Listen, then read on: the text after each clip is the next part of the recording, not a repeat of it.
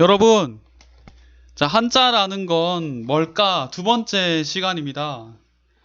제가 유튜브 동영상 분석을 한번 해봤거든요. 근데 그 평균 시청 시간이 그렇게 길지가 않더라고요. 네, 한 6분? 7분 정도던데, 그래서 영상을 좀 짧고 간결하게 만드는 게 좋겠다 싶어서 그런 방향으로 한번 녹음을 해보려고 합니다. 혹시나 제가 빠르게 말하는 것 때문에 이해가 되지 않는 부분이 있다면 돌려보기를 사용하시는 걸 추천드립니다. 그럼 한번 들어가 봅시다. 저번 시간에 우리가 한자가 어떻게 만들어졌고 어떻게 한자의 모양으로 정착됐었는지 알아봤었죠. 오늘은 그렇게 성립됐던 한자가 어떻게 다른 나라에 전파가 되었고 현대에 들어서는 한자가 어떤 방식으로 쓰이고 있는지 한번 알아봅시다. 먼저 한자의 다른 나라 전파입니다. 한자는 중국에서 만들어졌다고 했었죠. 그런데 현재는 한자 문화권으로 불리는 여러 나라들에 쓰이고 있지 않습니까? 한, 예. 한자가 어떻게 다른 나라, 이 많은 나라들에 퍼지게 됐는지 한번 봅시다. 먼저 대만을 한번 살펴봅시다. 대만은 여기 중국 밑에 있는 섬나라 국가인데요. 연구에 따르면 기원전 8000년경부터 중국 대륙에서 대만섬 지역으로 사람이 들어가서 서로 교류하기 시작했다고 합니다. 이렇게 왔다 갔다. 예. 그렇게 교류를 이어오다가 기원전 220년경, BC 220년경에 진나라가 이제 그때 제가 저번 시간에 얘기했었는데요. 진나라가 이렇게 나라가 예, 만들어지게 되는데요. 그때 진나라에 편입될 정도로, 이 대만섬이 진나라에 편입될 정도로 이미 많은 왕래가 있었다고 합니다. 그만큼 그 BC 기원전 8000년경부터 비원전 220년경 사이에 너무 많은 왕래가 있었고, 그렇게 문화적, 언어적으로, 언어, 민족적으로 전부 이제 중국 대륙과 유사한 측면이 많았기 때문에, 이게 비슷했기 때문에 한자도 당연히 그 이전부터, 이 BC 220년 중국 대륙의 진나라에 통일되기 이전부터 쓰였다고 생각할 수 있겠습니다. 자, 그 다음 베트남입니다. 베트남은 중국 대륙, 이 국경을 보시면 이 중국 대륙의 이 이쪽이 어떤 지역이냐면 초나라 지역이거든요. 초나라 지역. 또는 이렇게 남만이라고 얘기합니다. 남만 지역과 붙어 있는데요. 그만큼 이 중국 외의 다른 나라에 비해서 일찍 한자가 들어오게 됩니다. 이 진나라, 이 BC 220년경 생겼던 진나라에서 그 장수 두 명, 조타와 이모라는 장수 두 명을 이 베트남에 파견해서 이렇게 침략을 하게 되는데요. 공격을 하게 됩니다. 이렇게 막 싸우게 됩니다. 막 이렇게. 그렇게 되면 침략을 해가지고 베트남을 속국으로 만들어 버려요. 예. 근데 속국이 돼버리니까 이렇게 문서를 주고받고 해야 되기 때문에 한자를 당연히 사용할 수밖에 없었겠죠. 이 시기가 언제냐면 BC 300년 경부터 BC AD 기원 AD 100년경 사이라고 합니다. 대만섬 지역은 이미 뭐 한 천년 전이었겠죠. 네. BC 1000년 전. 뭐 이전부터 계속 들어왔다고 생각하면 되겠습니다. 자, 그러면 이 한반도 지역은 어떻게 이제 한자가 유입이 됐을까요? 한반도는 중국 본토라고 할 수 있는 이 파란색 부분 보이시죠? 이 부분이 이제 산이 없는 지역, 중원 지역이라고 합니다. 이 중원 지역과는 조금 거리가 떨어져 있죠. 그래서 한자의 유입된 시기가 베트남 지역보다는 조금 뒤에 있게 됩니다. 한반도에 한자가 유입된 시기는 기원후 AD 200년경인데요. 우리 200년경에 우리 한반도에 어떤 나라가 있었죠? 예, 맞습니다. 고구려, 백제, 신라가 있었습니다. 백제, 신라. 자, 이 나라들 아마 역사 시간에 많이 배웠을 거예요. 이 나라들이 이 나라로서의 모습을 갖춰가면서 중앙 집권화, 그 다음에 왕권 강화를 위해서 한 일이 있었죠. 법령 반포하고, 그 다음에 불교를 수용하잖아요. 그러면 이런 것들을 이제 다 문서로, 불경이나 법령이나 이제 다 문서로 제작을 해서 뿌려졌던 거기 때문에 이 한자를 사용하게 될 수밖에 없었다는 겁니다. 이 중앙 왕권 강화를 위해서. 그 시기가 이 기원 후 200년경 시기와 맞아떨어진다는 거죠. 자, 일본 열도 지역은 딱 봐도 중국과는 머리가 떨어져 있죠. 가장 시기가 뒤쪽에 있습니다. 기원 후 500년경에 이 한자가 들어오게 되는데요. 일본 열도에 한자가 들어오게 된 이유는 그 당시에 있었던 우리 백제와 신라와 이게 일본이 교류가 있었는데요. 이 백제 신라에서 불교를 받아들이고 그 불교를 받아들임으로써 불경을 해석하기 위해서 한자를 쓸 수밖에 없었던 겁니다. 그래서 불교를 받아들였던 시기 한 500년경, 기원 후 500년경과 맞아떨어진다라고 보시면 될 것 같습니다. 자, 그리고 이 시기보다 더 뒤쪽인 말레이 반도 지역이 있는데요, 여러분. 이 말레이 반도 지역은 이 중국 국가가 이렇게 있습니다, 여러분. 중국 국가가 이렇게 있으면 대만이 있고 여기 일본이 있고 뭐 이렇게 있겠죠, 여러분. 자, 이 말레이 반도가 여기거든요. 말레이 반도 지역에는 언제 들어왔냐? 한자가 1900년대 전후에 들어오게 됩니다. 전후. 우리가 알고 있는 1900년, 그 1900년입니다. 우리, 예. 그 일제감정 시작해서 1900년입니다. 예. 왜 1900년 전후로 들어오게 되냐? 이 1900년대 초에 청나라가 멸망을 하게 되잖아요. 멸망하게 되면서 우리 어떤 일이 생겨요? 중국이 공산국가가 됩니다. 공산국가라는 건 사유재산이 없다는 얘기죠.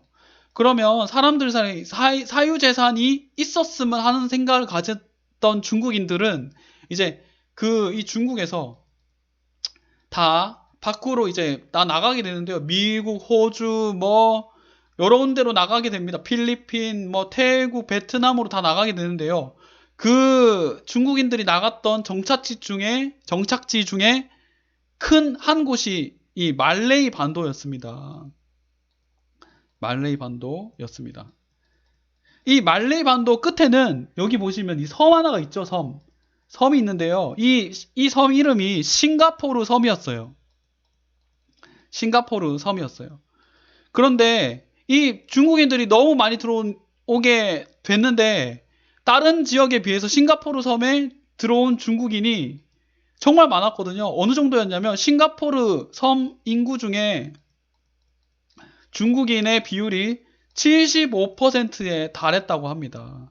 거의 이제 중국 땅이랑 다름이 없었죠. 그래서 그런 거를 너무 우려했던 이 말레이 정부가 중국 사람들이 자기 나라에 그 영향력 끼치는 것을 두려워해서 싱가포르를 1960년대에 독립을 시켜줍니다. 독립을 시켜버려요. 그래서 이제 싱가포르 따로 국가가 되거든요. 이제 싱가포르는 그래서 여기는 이제 중국어를 사용하고 한자도 사용을 하고 있다는 겁니다.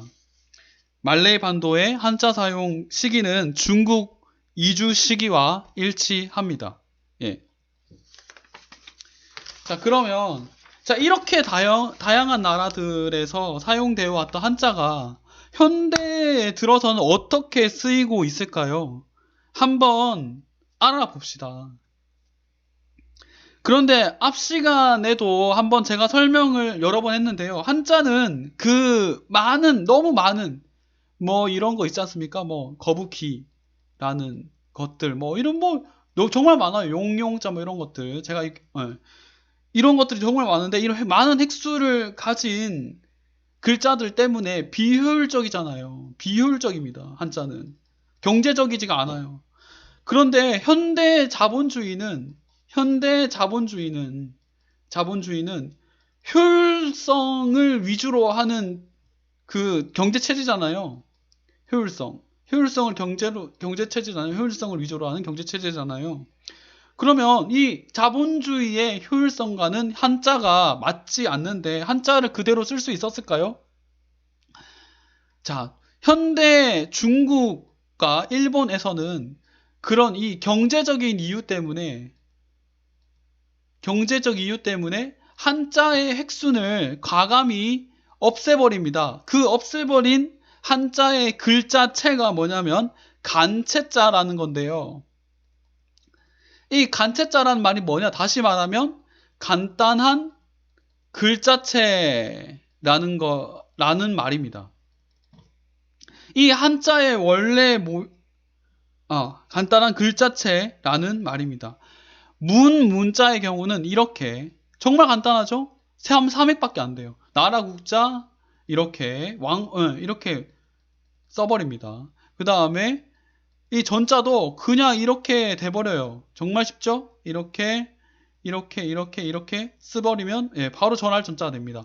제주해자 같은 더 심하죠? 그냥 이렇게 저 많은 획을 이렇게 단순화 시켜버립니다. 정말 경제적이죠? 알아볼 수만 있으면 된다는 겁니다. 간체자의 취지는 알아볼 수 있기만 하면 다 사용해도 된다라는 겁니다. 자, 그런데 이런 한자의 모양은 우리나라에서는 찾아볼 수가 없을 거예요. 여러분 잘 못 봤죠? 우리나라가 본 문자는 요 글자지 이 글자가 아니잖아요. 자, 우리가 한국에서 쓰는 한자는 번체자라고 합니다. 이 번체자라는 말이 뭐냐? 번잡한 글자체다. 다시 말하면 이 원래 비효율적이었던 그 원래 모양을 그대로 사용하고 있다는 겁니다. 그리고 이 번체는 달만에서도 사용하고 있고요. 베트남은 한자 표기를 전혀 사용하지 않고 있습니다. 예. 자, 그러면 현대의 한자. 자, 이 중국과 일본, 한국 여러 군데 나라들이 이제 그러니까 세계화 시대가 도래되면서 서양의 나라들과도 교류를 했을 거 아니에요. 그럼 서양의 말도 들어왔을 거고 그런 말들을 우리 외래어라고 하죠. 외래어를 어떻게 한자로 표현했을까요, 여러분? 어떻게 표현했을까요? 자, 중국은 이 외래어를 그냥 한자로 만들어 버립니다. 외래어 뜻을 가진 한자로 만들어 버려요, 여러분. 첫 번째 글자는 이 카자라는 글자인데요. 여러분이 아는 그 카드입니다. CARD. 이 카드예요, 카드. 여기 막 뒤에 바코드 있고 막 이런 그 카드 있죠? 네, 그 카드입니다. 카드카. 이거 무슨 글자냐면 물 숫자가 보이나요? 이 펌프 빙자입니다. 펌프 빙입니다. 물을 끌어올리는 그 펌프 말합니다. 펌프 빙입니다. 요 글자 뭐냐? 레몬 연자입니다. 레몬연입니다. 여러분 이 글자는 뭘까요? 맥주 비자입니다. 맥주 비. 맥주 비는 어디서 왔냐? 비라는 소리 어디서 왔냐? 비어에서 왔습니다. 비어. 맥주를 우리가 비어라고 하죠. 이렇게 BER. 예, 그렇게 얘기하죠. 자, 이렇게 중국 사람들은 외래어를 표기하기 위해 이거 외에도 엄청나게 많은 한자를 만들어내고 있습니다. 현재에도. 현자는 계속 개수가 늘어나고 있는 와중이에요. 자, 이렇게 우리가 한자의 역사를 전반적으로 지금 이렇게 외래어 표기 한자까지 전반적으로 살펴봤는데요. 한자가 무엇인지, 한자를 구성하는데 무엇인지, 그 다음에 한자를 구성하는 요소에는 어떤 게 있는지를 한번 살펴봅시다. 한자에는 여러분, 세 가지 요소가 있습니다. 우리가 학습 과제에서 말했던 것처럼 그 모양, 뜻, 소리가 있는데요. 모양, 뜻, 소리. 뜻, 소리가 있는데요. 자, 이 글자에서 모양은 뭘까요? 물숫자에서 모양은 뭘까요? 예, 맞습니다. 이게 모양입니다. 이 하나 끊고 이렇게 기역자 비슷한 거 하고 이렇게 입 벌리고 있는 모양하고 이게 모양이라는 겁니다. 뜻은 뭘까요? 여러분, 물입니다. 맞습니다. 뜻이 물입니다. 뜻이 물이에요. 숫자는 뭘까요? 그럼 남은 숫자는 이게 소리입니다. 여러분. 그래서 이거는 SU라는 발음을 가지고 있게 되는 거죠. 소리를 나타내는 겁니다. 여러분, 아직 이해가 잘 안 오시나요? 한자의 3요소라는 게 이해가 잘 안 될 수가 있어요. 여러분. 그러면 한글과 한번 비교해서 생각을 한번 해봅시다. 한글의 이 기역에는 몇 가지 요소가 있을까요, 여러분? 이 기역에 뜻이 있나요? 뜻 있나요? 없습니다. 왜? 없습니다. 기억 하나 가지고 뜻이 안 나타나죠? 무슨 뜻인지 모르죠? 소리 있나요? 소리 있나요? 소리 있습니다. 이 글자 하나는 다른 거랑 붙였을 때 이 그라는 소리를 가지고 다른 걸 합성이 되죠. 그라는 소리를 가지고 있죠. 이렇게 K, G 같은 이 발음 기호로 나타낼 수가 있죠. 이런 소리로 만들어졌다는 겁니다. 그리고 모양은 있나요? 모양 있나요? 모양 있나요? 예, 모양 있습니다. 이 90도로 꺾인 이 직선인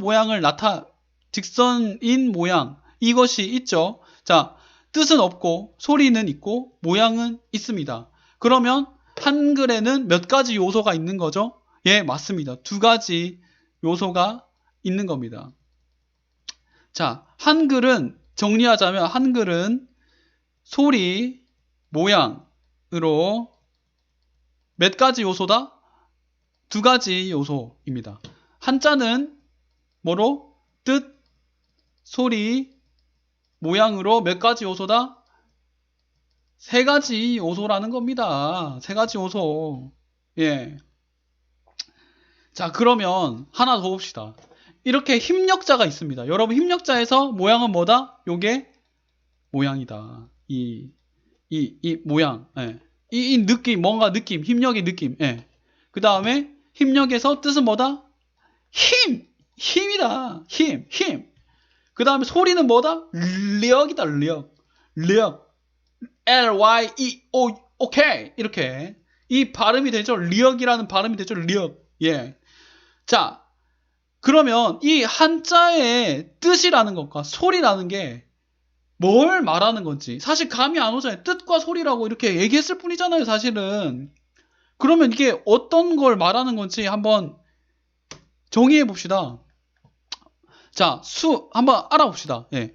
수력이 있습니다, 여러분. 자, 한자 수력이 있을 때 이걸 어떻게 발음하나요, 우리가? 수력으로 발음합니다. 물의 힘으로 발음하지 않죠? 하지만 수력이라고 발음하지만 뜻은 뭐라고 알고 있어요? 물의 힘이라는 뜻을 가지고 있다고 알고 있죠?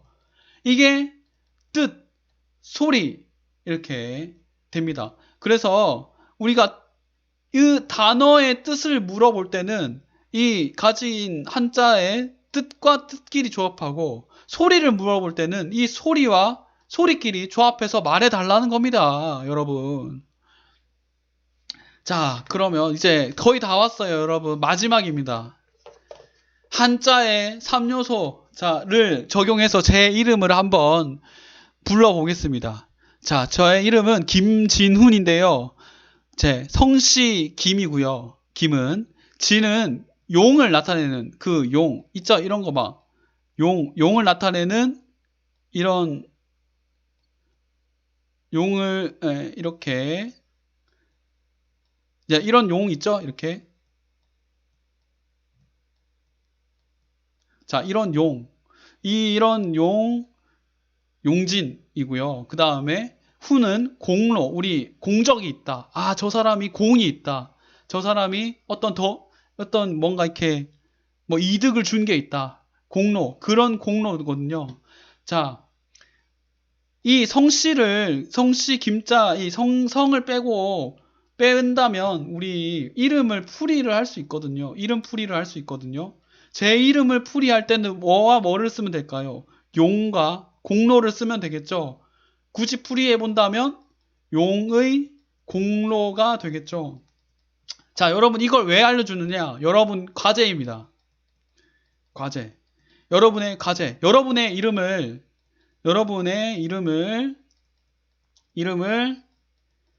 자, 부모님, 할머니, 할아버지, 친척 등에게 한번 물어보시고 여러분 이름을 이루는 한자의 뜻, 소리를 물어봐가지고 네이버 한자사전에서 모양을 찾고 한자사전에서 모양 찾고 모양 찾아가지고 작성한 뒤에 손으로 작성한 뒤에 과제로 제출해 주시면 되겠습니다. 그리고 혹시 한글 이름이다. 한글 이름인 경우에는 자기 부모님 두 분 중 한 분의 이름을 한자로 저렇게 찾아주면 되겠습니다. 그리고 찾아주고 뜻풀이도 해야 됩니다. 뜻풀이. 저처럼 이제 용과 공로처럼 뜻풀이도 해서 작성해 주시면 되겠습니다. 아유, 이상입니다. 여러분 고생 많으셨어요. 여러분 사랑합니다.